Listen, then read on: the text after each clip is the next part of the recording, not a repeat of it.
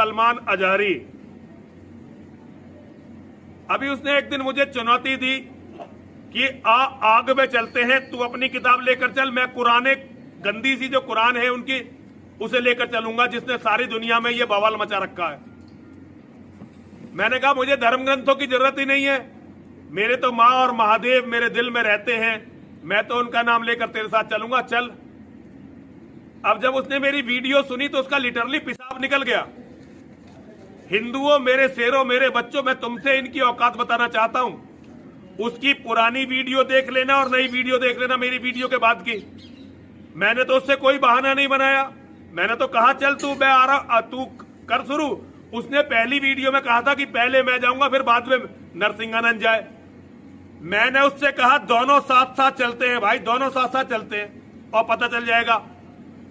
अब उसने वीडियो बनाई कि पहले परमिशन का इंतजाम मैं करूं। अबे जाहिल, अबे गवार, अबे गधे, अबे मूर्ख, अबे हम मुसलमान थोड़े ही हैं, ये अभी लोकतांत्रिक देश है, अभी इसमें इस्लाम का शासन आया नहीं है, अभी शरीयत लागू नहीं हुई है। जब तक शरीयत लागू नहीं होती, ये दरिंदों वाली, ये भेड़ियों वाली, ये लकड़बग्गों वाली जो हरकतें हैं ना, ये कानूनी नहीं मानी जाती। यहां ऐसा कोई कानून नहीं है कि सरकार जो है ये इजाजत दे दे कि तू और मैं आग में कूद जाए। आज के हालात हिंदुस्तान के, जिससे आप सब बाखबर हैं कि हुजूर पाक सल्लल्लाहु ताला अलैहि वसल्लम, इस्लाम, कुरान और रब्बे ज़ुल जलाल की शान में गुस्ताखी पे गुस्ताखी हो रही है, और मज़ीद ये कि ये गवर्नमेंट और हुकूमत की पुश्त पनाही में हो रही है।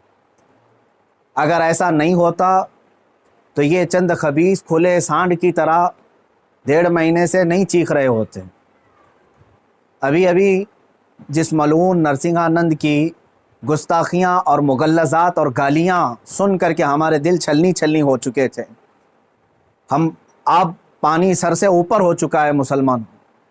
हालात इस कदर नाजुक हैं, मुझे ये समझ में नहीं आता अब तक कि हुकूमत इनको अरेस्ट क्यों नहीं करती। इनकी क्या मजबूरी है इनके साथ, या इनके खुद के ये पाले हुए कुत्ते हैं?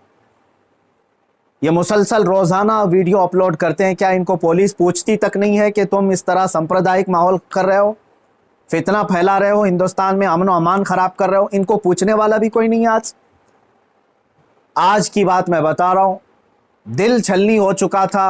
मुझे मालूम है कि इनको अब पुलिस अरेस्ट भी नहीं करती और हमारे एहतजाजात और हमारे प्रोटेस्ट से भी कुछ नहीं होता, तो इस फ़कीर कादरी ने उसको मुबाहले का चैलेंज दिया था कि अगर तू अपने बात में सच्चा है तो आ जा, सामने आ जा और देख लिया जाए, पूरी दुनिया भी देख लेगी कि एक मर्तबा हम सामने बैठ कर के मुबाहला कर लें। मुबाहला जानते हैं, अभी जो सबको पता हो चुका है, उनकी ज़ुबान में अग्नि परीक्षा। मेरे इस चैलेंज को उसने स्वीकार किया था, एक्सेप्ट किया था, लेकिन ये भी मैं बता दूं कि क्यों एक्सेप्ट किया उसने। वो बिल में बैठा हुआ चूहा, उसे मालूम था कि गवर्नमेंट इस तरह करने की इजाज़त देती नहीं, इसलिए वो अपने कौम में हीरो बनने के लिए इस तरह की चैलेंज को एक्सेप्ट तो कर लिया।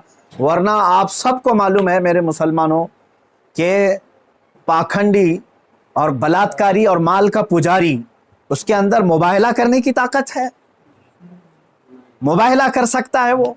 उसका उसके खुद के दीन और धर्म से कोई ताल्लुक नहीं है। मैं ये चैलेंज के साथ कहता हूं, सनातन धर्म से भी उसका कोई ताल्लुक नहीं है।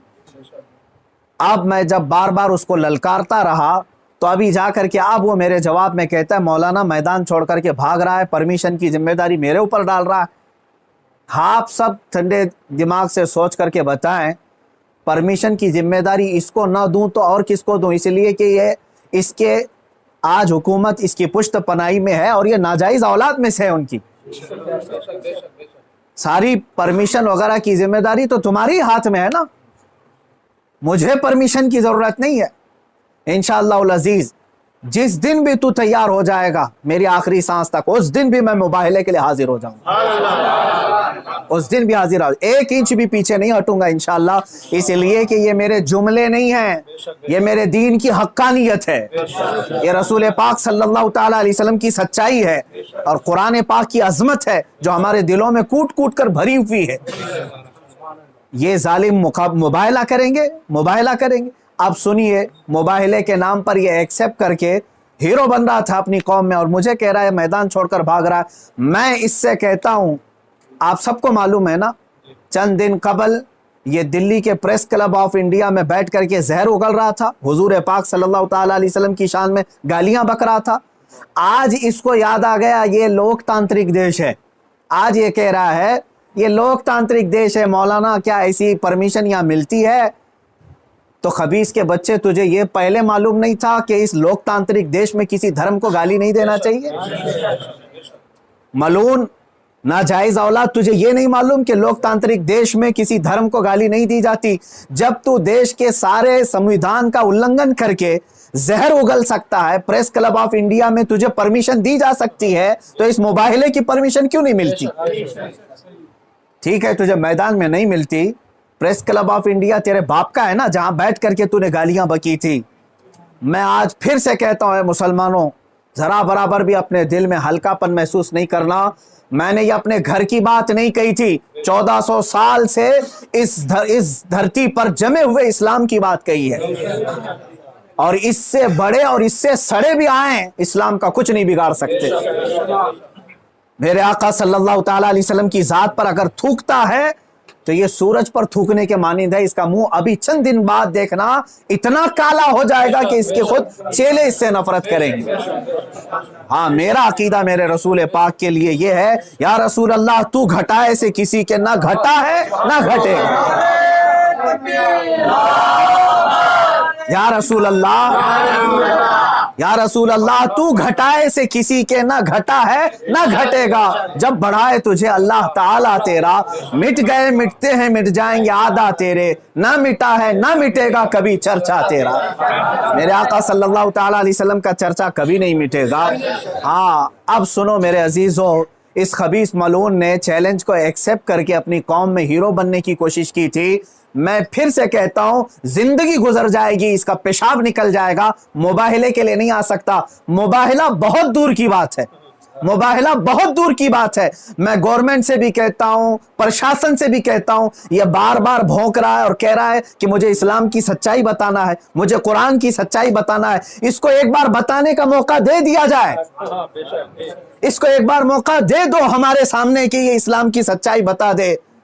आज इस खबीस के चेलों से भी मैं कहता हूं, तुम अपने गुरु को मना करके ले आ जाओ हमारे सामने। ये बार बार कह रहा है ना कि मुझे कुरान की सच्चाई बताना है, कुरान की। मैं कहता हूं मुबाहिला बहुत दूर की बात है, वो सिर्फ हमारे सामने बैठने की हिम्मत कर ले। जिस दिन वो सामने बैठे और इस्लाम की सच्चाई बताने की बात करता है, कसम रब्बे जुल जलाल की, कसम रब्बे जुल जलाल की, जितनी बातें उसने मेरे नबी की शान में कही हैं, एक बात वो साबित कर दे, उसी दिन मैं अपनी गर्दन दे करके आ जाऊंगा इंशाअल्लाह। मैं वहीं पर अपनी गर्दन दे करके आ जाऊंगा। ये सारे उसके चेलों से भी कहता हूं, तुम जुमलेबाजी कर रहे हो। और इस चैलेंज के बाद अब सोशल मीडिया में बरसात के मेंढक की तरह बहुत सारे आ गए, मौलाना का चैलेंज हमको भी एक्सेप्ट है, हमको भी एक्सेप्ट है। तुम क्या समझ रहे हो, गुडी गुडे का खेल खेलने जा रहे हैं? ये कोई खेल खेलने जा रहे हैं? तारीख पढ़ लेना, पता चलेगा तुम्हें मुबाहिला कहते किसे हैं। अजीजान गिरामी वकार, आज दिल जल रहा है इसलिए मैं अर्ज कर रहा हूं, ये मुकाबले में नहीं आएंगे। फिर भी मैं कहता हूं, ये 17 रमजानुल मुबारक 30 अप्रैल आने तक ये जितने चेले भोंक रहे हैं, इसमें एक रामपाल का एक शिष्य है, कोई शागिर्द आया है, वो कहता है मोहम्मद आखिरी नबी भी नहीं है सल्लल्लाहु अलैहि वसल्लम। माअज़ल्लाह। ऐ मुसलमानों, इसने खत्मे नबुव्वत पर भी डाका डाला। वो कहता है रामपाल आखिरी नबी थे, मैं साबित करता हूं और चुनौती को स्वीकार करता हूं। ये सारे पाखंडी एक साथ आ जाएं, एक साथ आ जाएं। और गवर्नमेंट से फिर मैं कहता हूं, अब ये बात बहुत बढ़ चुकी है, मीडिया वाले भी मजाक न समझें, इनको साबित करने का मौका दें और हम हानि के लिए तैयार हैं। मैं एक नहीं, हिंदुस्तान की 11 बड़ी खानकाएं मेरे साथ खड़ी हैं और तकरीबन 100 उलमाए अहले सुन्नत और मुफ्तियान इज़ाम अभी इसी वक्त दिल्ली आने के लिए तैयार। मेरे अजीजों, ये कोई खेल की बात नहीं कर रहा हूं। अल्हम्दुलिल्लाह 100 तो मैं अपने लिस्ट में रखा हूं, हजारों की तादाद में यहां पर अपनी जान लुटाने के लिए तैयार। ऐ मुसलमानों, अब पानी सर से ऊपर हो चुका है। अब ये 30 अप्रैल और 17 रमजानुल मुबारक की तारीख मैंने ऐलान तो किया, और ये बार बार इसको हल्के में लेकर मजाक उड़ाते। आज भी ये कहता है कुरान को गुंडों की किताब, कुरान कहता है वायरस है, कुरान को कहता है गंदी किताब। कहां मर गया तुम्हारा ज़मीर, कहां मर गया? मुसलमानों, मैं अब आपसे कहता हूं, इस तारीख को मेरे 3 ही ऐलान होंगे, मुझे पहुंचने दिया जाए, मुझे पहुंचने दिया जाए।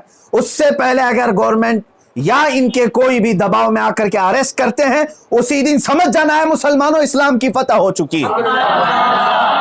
समझ जाना, मैं अगर अंदर होता हूं तो लाखों मुसलमानों के अंदर का ईमान बाहर आ जाएगा इंशाअल्लाह अज़ीज़। ये एक बात याद रख लेना। दूसरी बात, अगर इस तारीख से पहले